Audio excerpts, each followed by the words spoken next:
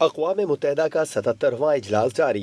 وزیر اعظم شہباز شریف نے new York میں مصروف دن گزارا۔ ورلڈ لیڈر سے ایک کے بعد ایک اہم ملاقات۔ وزیر اعظم نے اپنے ٹویٹر پیغام میں لکھا، جنرل اسمبلی اجلاس کے موقع پر عالمی رہنماؤں سے ملاقاتیں ہوئیں۔ عالمی رہنماؤں کو پاکستان میں سیلاب کی تباہی سے آگاہ کیا، موسمیاتی تبدیلی سے نمٹنے کے لیے اجتماعی اقدام کی ضرورت کو اجاگر کیا۔ میں نے بتایا، آپ تجارت معیشت میں شراکت داری قائم کرنے کے خواہاں ہیں۔ وزیر اعظم نے اقوام متحدہ کے سیکریٹری جنرل کے استقبالیہ میں شرکت کی۔ نیوزی لینڈ کے وزیر اعظم اور فرانسیسی صدر ایمانوئل میکرون سے بھی ملے۔